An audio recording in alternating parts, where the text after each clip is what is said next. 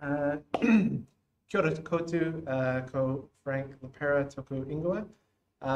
So yeah, my name is Frank Lepera. I am the Stoat Operations Manager for Te Korowai Waiheke. A little background about myself before I kind of get into the presentation. But I moved to Aotearoa, it was just about 7 years ago. I moved from Chicago straight to Waiheke Island. Yeah. But yeah, a bit of a change, but I did kind of like grow up in Michigan and kind of like some more rural areas. So, but yeah, it's kind of like a nice change living on kind of like this little island, kind of just off of Auckland. So, yeah, it's a bit of a change, but it's really cool, and I'm just happy to be a part of this project. So, yeah. So, Te Korowai Waiheke, we are a charitable trust. It was established by the local community to eradicate predators from the beautiful Motu. Yeah, we are funded by Auckland Council, Predator Free 2050, and Foundation North. So those are the three places we get our funding from. So our vision is to be we're trying to be the world's first predator-free urban island, where our native wildlife is protected and flourishing. Oh, thank you. So the mission is to work towards that goal through partnership, research, and innovation. Our values are being results-focused, transparent, collaborative, and a custodian of the environment. So Te Korowai, the translation of this, Te Korowai Waiheke, is the cloak of Waiheke. So the cloak protects the island, and the threads represent the community and skills that we are woven together to do this. Waiheke has a really great history of environmentalism. So it was a local school teacher who was one of the first people that went to do work on to do a predator-free project. So he went to Maria Island, which is part of the Noises, back in the 1960s, and with the school children, they worked to make that island predator-free. So yeah, it was that Waiheke school teacher that kind of like kicked off this predator-free movement. So it's kind of like in Waiheke's blood, to kind of like to do this type of work. So it's really cool. Yeah. And then the island of Waiheke is there's a lot of involved people. So we're an island of about 9,200 people, and we have about 1,000 people on the island are kind of involved in different community groups and involved in and just giving back to the island. So Te Korowai Waiheke, we have two main goals. The first being stoat eradication. So I'll go really into depth with this, but our objective is the permanent removal of stoats from the island. We are also running rat operational trials, and the objective for this is to determine which tools are needed to remove rats from all habitats from the island, but then also just doing a feasibility study for this as well. So looking at the cost of this, where the funding will come from, what it means to remove it from the whole entire island, and just also seeing what the community's appetite for it as well, with the different tools that we need to use to remove rats from the island. And also looking at when it would be successful, what does the biosecurity plan look like afterwards? So you can't just go in there and just do it. You have to make sure that you can, you have the funding there, but you have the funding in perpetuity to make sure that those, you can do the biosecurity for that as well. So it's really important. So we're doing studies about that right now. So I'll briefly touch on the different rat operational trials, just because it's not my expertise. That would be Owen. He's my compatriot. He's the rat operations manager. So we've completed 3 trials. The first year we ran 2 conjointly. There was the Kennedy Point trial and Ostend trial. That was 2 winters ago. In the Kennedy Point trial, we were looking to see if we could eradicate rats from the Kennedy Point Peninsula. So if you've taken the car ferry in, that's Kennedy Point right there. So we're looking to see if we could eradicate rats with just using Victor traps. And this was more, we're looking to see if we could do it, but it was also a way to talk to the community too, because we're going out and getting permissions for all those properties. There's like a 25 by 25 meter grid through that area. We have to talk to a lot of people. Some people are anti-poison. They don't want to use poison. we use Britificum, the other ones. We wanted to have that conversation that traps are an excellent control tool, but we found we couldn't use them successfully to eradicate rats from that peninsula. But in that same areas, we have this area. This is Ostend. So we have a mangrove area and kind of more of an industrial area throughout there. And so that yellow area is the buffer areas. We had, again, a 25-meter grid through there, bait stations using Britificum. And we had the buffer area kind of surrounding that. So we're trying to get to zero detectability of rodents through that area. And that way, in that area we did. So we got down to zero detectable rats within that core. Yeah, so it was pretty cool. We had a couple of incursions because the tip was in that area as well. So we did have people bringing in, rubbish from the rest of the island. We did pick up rats kind of like at the tip, but they interacted with all their detection devices and were caught and trapped quite soon after that. And the one we ran last winter was Onaroa. So this is like the main kind of like town where all of the residential holiday homes and restaurants, things like that are on the island. So that year, the core was this blue area. We had the buffer area from yellow over here. And in this area, the trials are all run for 16 weeks. After that 16-week trial, we did not get down to zero in the core area. And so then we did an extension of that trial for another 8 weeks using different scent lures and alternative baits. And by the end of the 8 weeks, we were able to get down to zero detectable rats within the core of that area. So then we, lots of cool things kind of like come up during these trials. This was our floating bait station that was designed by our local MacGyver on our team. So Phil Salisbury, so you'll see him come up again later in the slides, but he designed these floating bait stations that we could deploy in the mangroves. All materials most materials were repurposed from the tip. So you have old milk jugs and just random wood that we found scrapped at the tip, and then the bait station on top, with a little PVC plastic tube or a downpipe in the back. And we found a bamboo that it would float up and down with the tides. So it was really successful. We had trail cameras on those bait stations. And we did see rats going in and out and consuming bait. And about after 3 weeks, we didn't see any rats going into those bait stations after that. But it was a really great tool to use those bait stations in those mangroves. So what they've kind of learned during these trials, so then rats cannot be eradicated through trapping alone. A great control method. That's what we kind of tell the community to use in their backyard. We tell them to use traps to control rats. The 25 grid of bait stations was sufficient to remove rats from an industrial and commercial area, but not from the residential area. We had to use some additional tools to do that. So the future work that we're doing this winter currently is we're doing another trial in a residential area in Surfdale on the island, and then incorporating those scent lures and alternative baits during that 16 weeks to see if we can kind of eradicate them in that 16 weeks instead of doing that extension this time. Floating bait stations worked really well during the trials, and now we're looking at doing some cliff trials.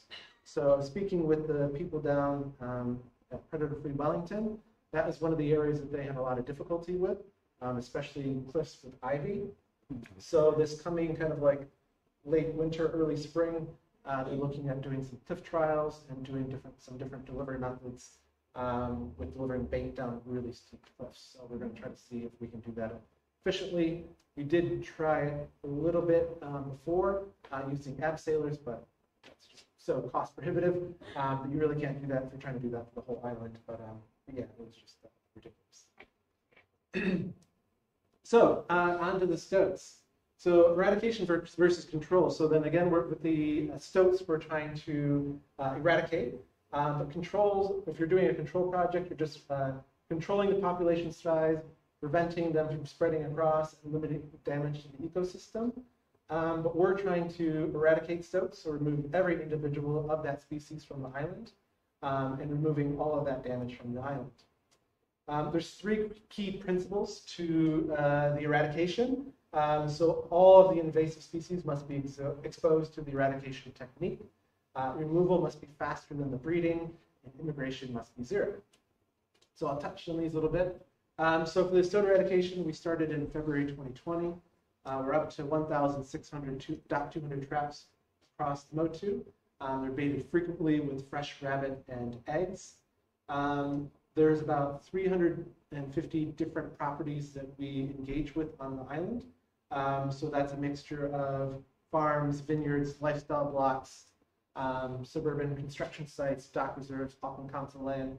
So it's a big mix of land across Waiheke.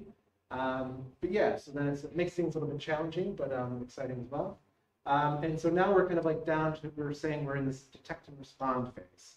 So we've kind of gone through the knockdown phase, and so now we're in this detect and respond phase, which started in April of 22. And so now we're kind of like targeting individual stoats on Waiheke. So this is our trap network. So yeah, so then all of these are the traps on the island. So this is kind of like the idea of targeting every individual stoat on the island, that first principle. So every single one needs to be targeted. So it works out to be 1 trap per 6 hectares across the island. Each one of those dots is a dock 200. The minimum distance between traps is mostly about like 200 meters. There are some areas where they're a little bit further apart, about 250 meters.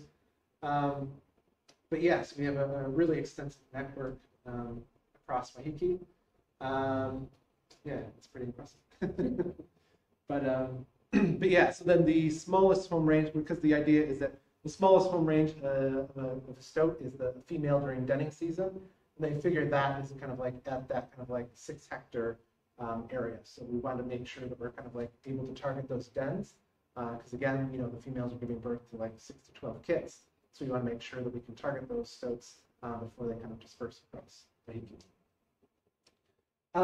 And so the next principle that we talked about is the removal has to be faster than breeding. So this is a heat map of all the stoats that we've caught. We've caught 200 stoats since the project started. So you can see the heat map of where the areas where we're catching the stoats. Those little white dots are the stoat sightings we've had across the island. It's a little bit biased on where the stoat sightings are because the west end of the island is where the majority of the people live. But yes, we do have some stoat sightings on the opposite of the island as well. But yes, we've caught 200 stoats to date. So I'm just trying to remove them faster than they can breed. So we kind of do that with different trapping methods, which I'm going to talk about a little bit later. And the last principle of that is that immigration needs to be 0. So here we have Waiheke Island, and we're just about 5 kilometers away from the North Island. So that's kind of like about the extent of the stoat swimming distance. So we're just about there, and we do have islands around us. So stoats can swim to these other islands. There's been stoat incursions on Rangitoto and Motutapo, but now a lot of the light green islands are predator free already. So we do have the advantage of once we do eradicate stoats, there's a lower likelihood that we do have incursions back to Waiheke. Just based on the stoat genetics. We figured in the past there's probably about a stoat incursion every 15 to 20 years. But now that most of the islands around us are predator free, now we think that might even be increased time with that.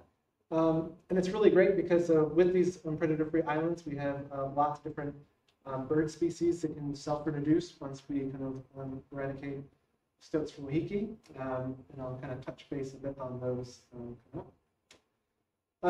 So speaking of self-reproduction, so this is the kākā that was seen in Whakanepa Regional Park. So we hadn't seen those in quite a while, but they just kind of showed up on the island one day, and it was just a local photographer that was out. He's at a chef at one of the restaurants, but he's like super keen in diverting and taking pictures. So he actually took that picture and shared that with us. It's really cool. But yeah, so then I'll kind of go into some of the data. So we are a multi-delivery partner model. So the stoat trapping team, we have currently during this winter, we have about, not everybody's full-time, everybody kind of works bits and bobs, but we have about 5 different stoaters working on for the Te Korowai team, and we're responsible for about 1,000 traps. But then we have volunteers, contractors, we have and we have the farmhands also checking some of the traps. So we have a big different group of people. It's my job to kind of coordinate all those different personalities and all the different people to kind of like, work all towards this goal. But it's great because everybody's really enthusiastic. So I'm going to go back to this trap network. So Te Korowai, so it's kind of hard to see in this picture, but so we're responsible for all these purple and red dots. So we check all of those traps. But then we have like the Whakanepa Regional Parks. We have park rangers and volunteers that are checking those traps. Over here we have the Ngāti Iwi block. So we have a Ngāti trapper who's servicing those traps. And we have a couple big farms, Rarafara and Manawar, on this side of the island. And they have contractors and farmhands checking those traps. So lots of different people checking traps across the island. Yeah, so then it's important to kind of keep a consistent effort and make sure that everybody's kind of following the same lines, that kind of like that eradication method. So we were pretty strict on kind of like following the rules of like only using fresh rabbit and real eggs kind of during the knockdown phase. But now we're in this detect and response phase and really targeting every individual stoat, getting a little bit more looser with what we're using as lures. But even though my favorite volunteer, Judy, who used to volunteer for Ark in the Park back in the day, and now she goes on Waiheke, she's super, super keen, and I just have to remind her to enter all that data in, because it's important to kind of like, monitor those results and see what's working and what's not working. So it's great to have her. It's got to get on her a little bit, but she's amazing. So I'm actually going to have tea with her tomorrow morning. So. Yes, then we use Esri ArcGIS for all of our maps. So that's what this map is made with. So we use field maps to enter all of our data. So then we had a grant through, sorry, I always forget this thing, but an Esri grant through community conservation to get a better deal on using field maps and for the ArcGIS. So we can record all of our data in the field live. So when I was making this presentation at work the other day, I could see my team members, I could see all the little halos turning green from the staff doing them. So it's really cool to kind of see that data just live coming in. We do have some volunteers that use TrapNZ, but we're able to feed that data right into our system as well. There's a couple people that are a little bit less tech savvy. So there is one gentleman who has a large property, and he has 8 different traps on his property, and he just sends me a text message. So it's only 8 traps, so I'm happy to enter it for him. But yeah, so there's a big different kind of like mix of how the data is entered, but it all gets entered pretty quickly into the system about 2 weeks after the data is collected from some of those less tech savvy people, but all of our stuff goes in live right away, and for all the people that use TrapNZ too. So we can create dashboards to do our data analysis, but then it also kind of keeps information about health and safety stuff, areas where there's hazards, areas where we have coyote on the island. So we currently don't have coyote dieback, so we're really careful about the protocols of operating in those areas, because we don't want to be a vector kind of like spreading coyote dieback. And then it's also kind of like we use it for what we call our CRM. So it's like keeping all the information for all the property owners. So it's kind of like the gate codes, the phone numbers, and who wants to be texted before we come, and if we have to just text and go or text and wait. So we do have vineyards, so I might be spraying that day, the vineyards, so then we have to wait a day. So it's kind of like coordinating all these different things, and all that information is just on our phones and just handheld, and it makes it really great to use and kind of like coordinate the team. So yeah, you don't have to be tech savvy. We do have some less tech savvy people that pick it up, after a few minutes, but yeah, it's not too difficult to use. But we can make these wonderful dashboards through the app. So then this is a map of the stoat catches. So we've caught 200 stoats to date. So now we're at this point in the project where we're catching a lot less stoats now because the numbers are decreasing more and more. So it's getting to the point where it's great when we catch a stoat and we're excited, but it's almost like we want to see that trend going down and down, like lower and lower, and catching less and less stoats. So there's, the trapper can go a couple months without catching a stoat and check, hundreds of traps. So it's quite difficult and quite interesting. But to date, we do have bycatch in the traps. We've caught over 10,000 rodents since the project began. So and about 3,500 hedgehogs in the traps as well. For some reason, there's rabbits that kind of like go into the traps as well. I don't know if they smelled it. We use rabbit from the island as lures in our traps. They smell their cousin and want to go for a sniff. But yeah, so rabbits do get into our DAC 200 sometimes as well. So we do trail camera monitoring as well. So then we do about 1 trail camera every 30 hectares across Waiheke. Different color dots don't mean too much. We have 90-ish cameras, and so then there's just different. We just kind of like put them out for. Initially, we put them out for 2 weeks using arrays as a lure, but now we're leaving them out for 3 weeks and doing these little arrays, fresh rabbit sandwiches that we put to lure the stoat in front of it. But it hasn't been the kind of like we do this yearly in the summer, kind of like when the stoat numbers are supposed to be the highest, so kind of like from that January to March time when they're dispersing from the dens. But we haven't found that this method of kind of like island-wide, kind of like that big spacing has worked for detecting stoats for us that well. Trail cameras have worked the best for us when we use them in kind of like smaller areas where we've had a stoat setting, and we can kind of confirm what habitat that stoat's using, or when we catch a stoat, if there's still a stoat in that area, if we still increase our effort in that area. With all this effort, the first year, I think we detected 4 stoats in all these cameras, and they've been out for 2 weeks. And then every year since then, it's just 2s and 2s and 2s. But there's lots of photographs to go through. But the new technology that we've been using is a company called Evorta out of Australia. And we're now able to upload all of our photographs to the cloud, and then it spits out all the images that it thinks is a stoat. So it really cuts down on the time that it takes to analyze those photographs. So usually, like, we'll get 50,000 photographs or something astronomically large. But after we kind of put it through the filter, it'll give us 500 photographs to look through, and it does a good job. So it's kind of like really cuts down on that amount of time that person needs to take to go through all those images. And you can kind of see sometimes when it thinks it's a stoat, then the leaves almost look like a stoat, on there. So it tries really hard, but it doesn't. It's not perfect.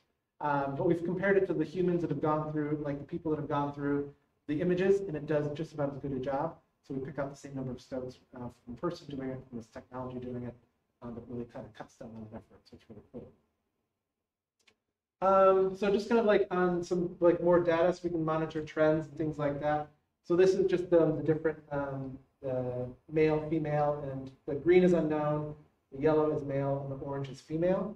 So just kind of monitoring to see if we're hoping that we want those numbers of male and female to just be about the same. We've gotten a lot better at identifying the stoats, both through the genetic analysis that we do and just doing little, just looking at the dead stoats once we bring them in, looking for the baculum. We've gotten a lot better at determining the sex of the stoats, but just kind of looking at that. We can also look at the different types of traps that we use and which ones are overperforming or underperforming. So we don't have the figure showing the percentage of the traps out in the bush, but the DAC 200 double wood boxes are our best trap. They typically overperform what they are in the environment. The single wood boxes and we have these Trapinator these plastic boxes. Both of those are just about the same. I think the plastic boxes are a little bit less effective than the wood boxes, but I think it's more about where they are in on the island, because I think the plastic boxes are more in the urban environment, so I think they're in the less kind of like stoaty areas on the island. But yeah, we also use a mix of all sorts of other different boxes. We've caught stoats in Holden traps. There's these live plastic traps, Edgar live boxes, modified Victors we've caught them in, double entry cage traps. We've had people run them over on the road. We still collect them because we're interested in, really interested in the stoat genetics on the island. I'll talk about that in a little bit. But yes, we'll go and like me and my coworker actually scooped a dead stoat off the road one day, so we can still collect them for that. And we do have the odd cat that kills them too. So we've had some people that have called us up and said the cats killed the stoat and have gone and collected them that way too. So good for something. Yeah, so then how are we adapting the project? We kind of started with these 1,600 traps across all of Waiheke. And so now we're kind of adapting the project a bit. So I've shown you this heat map before, but what we've found, and what some other projects have found as well, is that a lot of our stoat catches on the island are near waterways. So 95% of our stoat catches are within 100 meters of the water, whether it be the coast or a wetland. So our two big wetland areas, so this is the Awa Eco Village over here, and we have Rangi Hoa over here, which is the largest wetland, and they're both near the coast. There's another pretty decent wetland near Whakanefa Regional Park, and it's along the coast as well. So yes, those are kind of like the hot spots of the island where we're catching most of our stoats. And these other little blips, you can kind of see blips along the coast. A lot of those areas where we've caught, when we started this detect and response phase, where we really kind of catch one juvenile and toss a bunch of extra traps in there, hold-in traps, Edgar traps, and we'll check the DOC 200s in that area daily, just so then if the one juvenile goes in and smells another juvenile, they'll kind of like follow them in. So there's been some instances where we've caught, there's this one up here near Enclosure Bay, where we caught 7 different juveniles, and we caught the female of that den within like a 2-month period. So that really increased high intense effort. But then to me, in my mind, it was really intense, but then it kind of cuts down on them dispersing across Waiheke. So then doing that kind of helps with us to kind of like just catching that one spot. So they just tramps across the island because they are very mobile. I think I've heard some studies where they were doing, looking at them on the North Island, and they found that they can disperse in 50 kilometers from the den, so they can really move. So we're a small island, so they can run back and forth pretty easily. So tools over time.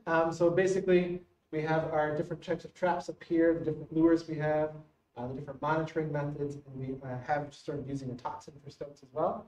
But the workhorse for the traps is the DOC 200s. They've caught most of the stoats throughout the time that we've been using them, and they're most prevalent across the island.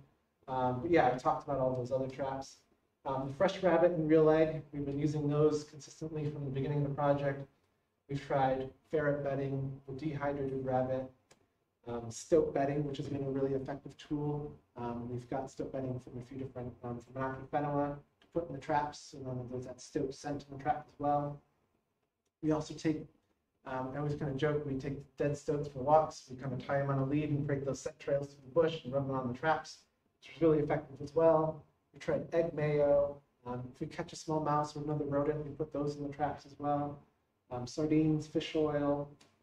Something new we've used is sound lures as well. We'll kind of talk about those in a little bit. And pretty much every different type of poo you can think of, between otter poo and keruri poo and aurora poo. So just trying a little bit of everything to kind of entice those stoats to go in. For our monitoring tools, again, trail cameras is the main thing. We also started our stoat sighting campaign in April of 2022. And that was when we kind of like really did a big push to people to report stoat sightings. We did kind of have like a little form to fill out in the beginning, but we really started a big campaign back in the spring of 22. And then we also have stoat detection dogs coming to Waiheke as well.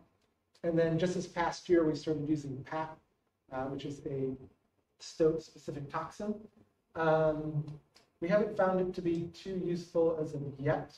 We've deployed it a few different times. We've seen rodents and hedgehogs consuming the bait, the toxin, but we haven't seen any stoats as of yet. So we're debating if we continue to use it or not.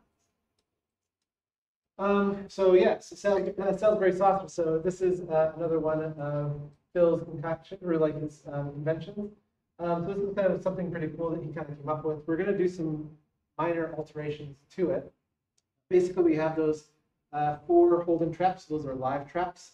And in the black box here, that's a little kind of USB player with some batteries in there. And in the center here, we have a speaker. and it's playing stoat kit sounds. And so then there's some hazing kind of like around the side, which is some manuka and kanuka branches to kind of like guide them into those hold-in traps. We have a little solar panel to kind of power that those batteries in there as well. So this is something that we're trying new. We haven't seen any stoats. This is in a particular area where we've had a stoat sighting. We haven't seen the stoat come through the trail camera and interact with the trap yet. We're going to try to make the top look a little bit different, just based on some feedback from some other stoat eradication projects. They said a lot of times the stoats will hop on top of these areas and kind of sit on top. So we're going to put some additional traps on the top of there as well to see if we can get the stoats pop. So these two students, these are two high school students, so they're kind of interested in kind of like trapping. So then they went out with one of our trappers one day. So this gentleman over here, there's a stoat trap kind of like just behind the driftwood here. We kind of try to camouflage the traps a little bit sometimes to kind of make them not stick out as much. But we had that one baited with sardines, and there's a salmon spray. So he's kind of creating scent lines kind of like through there to kind of entice the stoat to go in. You can't see it very well, but this other guy, he's holding a dead stoat, so he's making scent trails too. He's really enthusiastic about it. But yeah, so he was. There's two students that went out with one of our trappers that day, and she really liked it because she didn't get her hands smelling like salmon for the day, and she didn't have to drag around the dead stoat today, so she was really happy to take them along with her. Down here we have one of the newest traps we've deployed. So that is the new cacophony trap. So basically we have the hazing here, so kind of like to guide the stoat towards there, but it's more of this open architecture trap. So the idea is that the stoat would kind of like come in contact with that hazing, run the line, and then when it sees an opening, it would run through there. In the middle of that spot of the trap, there's a motion detection sensor. And so then the arms go up and traps the stoat inside. And there's a little cage trap just on the side of there. So then the idea is that it would be all dark in there and the stoat would go into the cage trap, so you can kind of just pick it up and take it out to catch it. This was just deployed on Monday, so still really new, so don't know how effective it is. But it's something that Auckland Council has lent us from some of the other projects that they've worked on. Up here, we have two DOC 200 single sets, kind of like with their butt ends pushed together. In the top one, we have a scent lure, and over in the bottom one, we have a sound lure. So this is something that Manaki Whenua has loaned us to use for a little while. We have 4 different scent and sound combinations. Right now, we have a rabbit. We have juvenile stoat noises and adult stoat noises. And we also have mice as well. With the mice, we're kind of using also as like a visual lure. We do have like a mouse inside of that trap as well. We're just trying these different kind of combinations and trapping things right now. I mean, we're getting to the point where we're trying to find like individual stoats and we're like trying to entice them to go into traps. We have 4 active stoat sightings on the island right now, so we have a really intense network and effort in those areas. So some of the other new technology that we've been trying, so this is those fold-in traps. So these are live traps. We have to check those daily. Previously, up until this past summer, we had anywhere from 20 to 30 of these traps out at a time, and we were having to go out and check those daily. That's like public holidays on weekends. We didn't want to close them because stoats don't take holidays. So we were kind of like working and putting in lots of hours. So now we have this these little sensors on the top that works on low RAN, and so then basically it'll tell us once there's a magnet at the bottom over here. So once that magnet kind of breaks its seal and moves it up, and that trap is triggered, it'll send us a text message and saying, "Trap number 21 is triggered. You should go check it." So it's really helpful, and it really cuts down on the number of people hours it takes to service these traps. But we still go in with these traps, since we're responding to sightings. We still rebait these traps twice a week. So we're going there every Tuesday and Friday to rebait those traps still, because we want the freshest baits in these traps. And then something else we're trying that's really new is a thermal trail camera. So this is something that a few different people have used, and over at Shakespeare Park, There's Bruce and Emma. I don't know if you've ever met them. They're amazing people. If you ever get a chance to chat with them or have them come and talk, I highly recommend them. They're amazing people. But they came down to us just last week and kind of recommended these. We've just started using them. But basically, it's a thermal camera, and you can kind of get a really good idea of how different animals are moving through the environment. So they were saying that they were seeing stoats run right by their traps on a consistent basis when they had incursions in Shakespeare. But then once they had the thermal camera, they were just kind of like seeing how they're moving and using the environment. And they were moving traps like literally like less than a meter over to a different spot, and then they were catching. So it's really kind of like these little micro movements and understanding how they're using those wood piles or how they're using the habitat, and just doing these little micro movements to kind of be game changers. You're kind of targeting the last individuals. So again, we started that stoat spotting campaign back in the spring of 22. So this is where we really encourage people to report stoat sightings. And we really want to increase the chance of catching a stoat. And so what we did is I went and talked to pretty much every single community group on the island. I went to talk to schools. I went to talk to like real estate agents and the people that work in the vineyards and landscape people, telling them to report stoat sightings. And then we've also done one of the biggest things. We've put picture or like little we put signs in front of trailheads as well. We have a bus back with a report of stoat sighting, and it's really amazing because a lot of times when we started doing this, it was people like when people reported the stoat sighting, I would do a little interview with them to see what the validity of the stoat sighting was. And then I would always ask them, because I wanted to know like which tool was the most effective, like which one should we invest more money in. But they always say like 2 or 3 things, to be like, oh, you talked to my kid at the primary school, and then I saw the bus back, and then I was like, and then I knew that I had to do this because I realized how important it was. So it was like after seeing these things 2 and 3 times that people really realize how important it is to report these stoat sightings. So kind of like really getting that word out there is really important. The first year that we did the stoat sighting campaign, 50% of the stoat sightings led to a catch. So it was a really useful tool that we used for the project. The new thing that we're using as well, so kind of like right around that same time that we started the stoat sighting campaign is when we had our first detection dogs visit the island. So we had, there's not very many of them on the island, so it doesn't look like a lot, but yeah, I think there's maybe about 6 or 7 in all of Aotearoa. So the fact that we got 4 of them to Waiheke was really impressive and really helpful. But yeah, so now we've kind of had, now that we're down to low numbers, and she's now in charge of the project, she's in charge of the project. She kind of understands the importance of having more regular visits. So we're having more of them visit more often to kind of give us input on like where the stoats are actually hanging out. Because when you get a stoat sighting, you may just see it running through the environment, like crossing a road, running across someone's deck. That's not where it's spending time and looking to like feed and maybe go into a trap. So that's where we can have the stoat detection dogs tell us, find stat, find sign, and scent. So kind of like let us know where to better place our traps.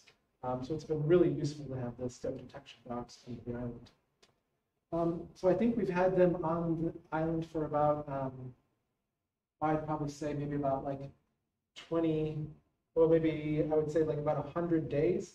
And out of those 100 days, they've done a decent amount, but there's still a lot of Waiheke that they haven't visited.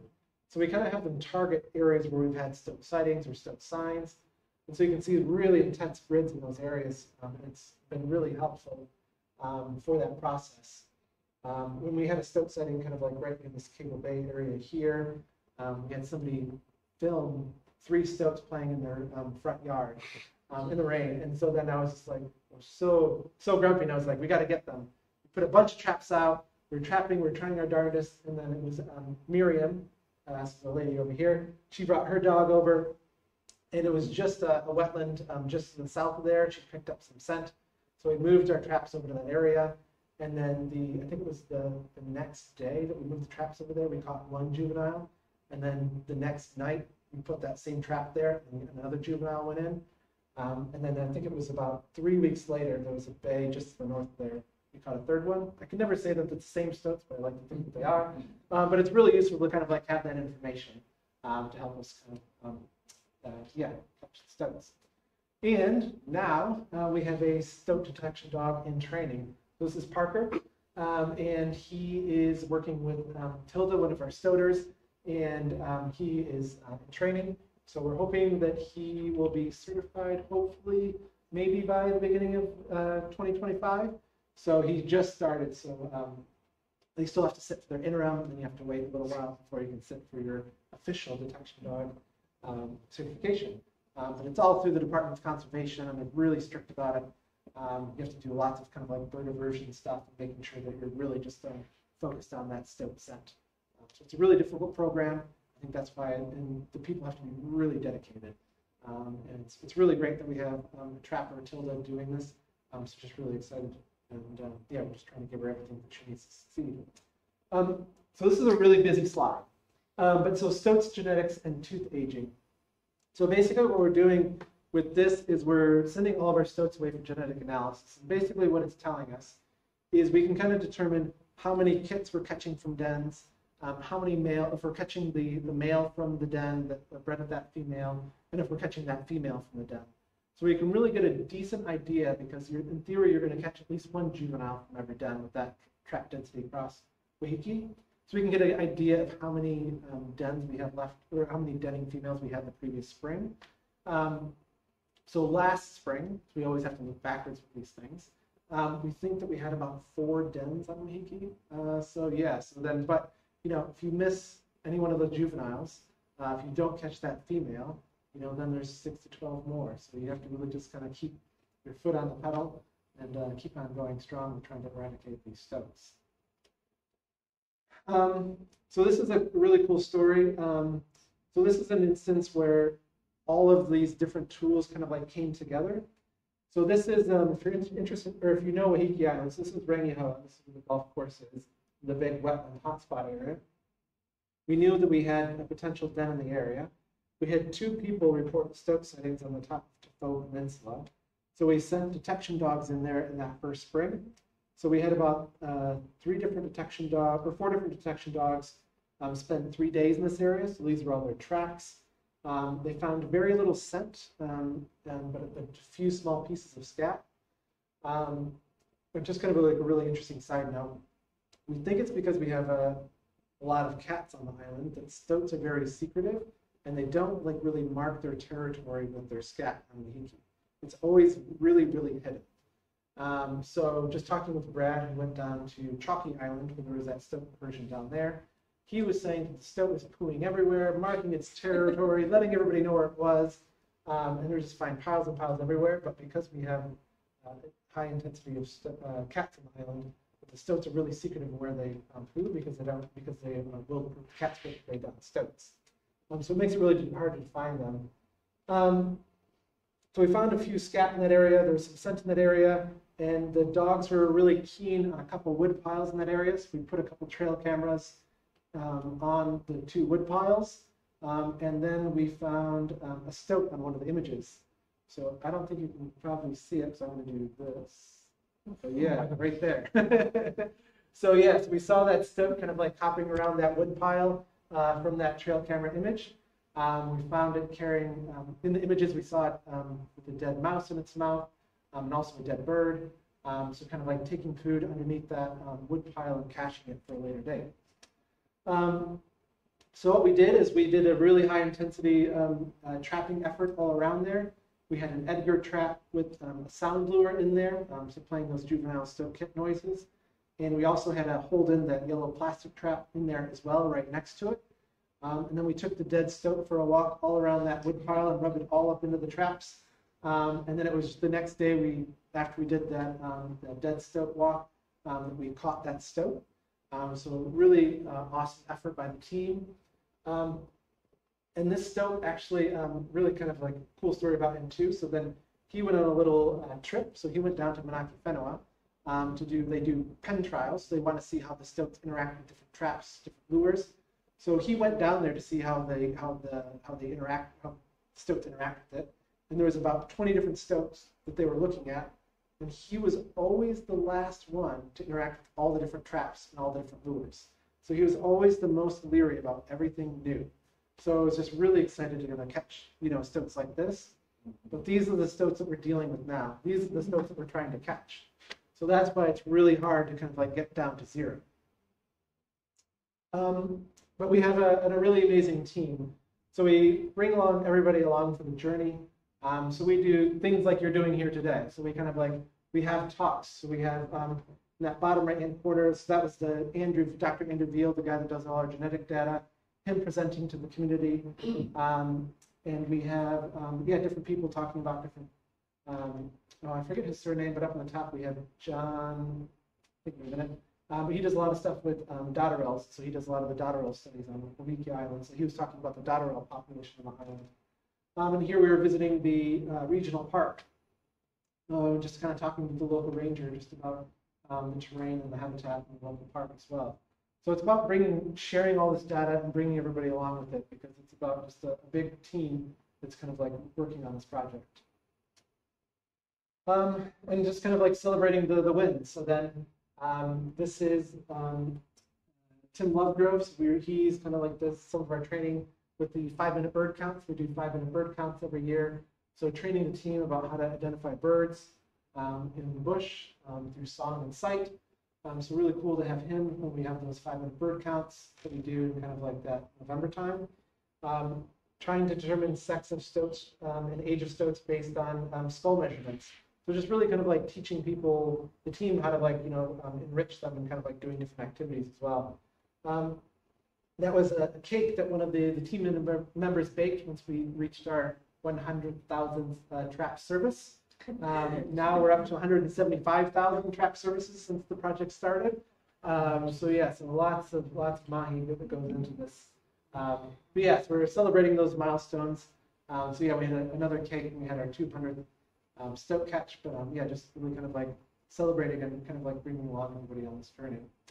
So outcomes so far. So I always like to kind of show this picture because, like I mentioned earlier, I moved from Chicago to straight to Waiheke Island. So my partner, she was doing the winemaking program at Goldie Estate.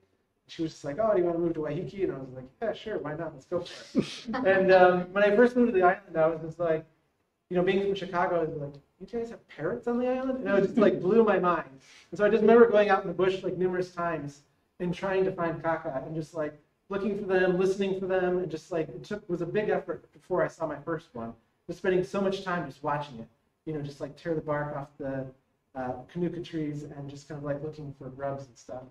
But now there's so many kākā on the island, it's amazing. So then there's a roost kind of right above my house right now. And there's every morning at about 5:30, well now it's a little bit later because it's short of the days, but now it's about 6:15, you can hear them waking up and just making all sorts of racket. And there's another group that roosts right near the office. And they just fly through the valley and make a racket, and they're just so amazing to see them and hear them all the time.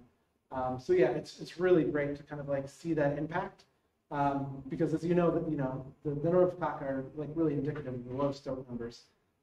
We're seeing them breed on the island now, and it's just amazing. So it's a really great outcome. So we've seen kind of in our 5-minute bird counts, we've seen the kākā numbers increase over 300% since we started doing it. Like I mentioned, we have the kakariki seen in the regional park. Horimako, seen on the Awaroa Peninsula as well. So we're kind of seeing these other birds self-reintroduce back to Waiheke as well. So it's really cool to kind of see these efforts from the team being realized. And now we're starting to imagine, once we are predator-free, what other bird species are we going to see come back? We're going to see saddleback come back. And then the one that's kind of the talk of the town right now in Waiheke is the kiwi. So then there is a proposal for kiwi to be reintroduced to Waiheke Island. And it's going forward, and it's actually looking pretty good. So that map that I showed you a long time ago, there's Panui Island just to the east of us, which has about 3,000 North Island brown kiwi. And if anybody tells you they're mongrel kiwi, don't believe them. They're just kind of they're from the western population and the eastern population of the North Island, and they would have intermixed anyways when they were kind of before people came here. But they're doing really well There's over 3,000 kiwi on Panui Island, and they're at carrying capacity. And so because during drought years, they're actually finding dead kiwi because there's not enough water for them. So there's a proposal to bring them to the Awaroa Peninsula and to reintroduce them to Waiheke. So we're really excited about it. There's a few different, there's 2 local iwi that are kind of like leading it with Lady Jenny Fenwick and Kiwis for New Zealand, trying to bring them back. So we're kind of supporting them in the background. But yeah, it's all led by them to kind of the reintroduction, but it's through the mahi of the team and all the different volunteers, and all the contractors, and that's kind of like enabling this to happen. So it's really cool. And so then we talked about the bus back and forth to stoat sighting campaign, but we do outreach to the kids on the island as well. So we did an art competition. So then imagine if Waiheke is predator free. And so it was really cool to have the kids kind of like do these drawings and put these on the back of the bus. These kids are so proud, the kids that won, to have their pictures on the back of these buses. So it's really cool to kind of like see this and kind of like seeing people realize like what all this good work is leading towards. So yeah, it's really amazing. So that's about it from me. But does anybody have any questions?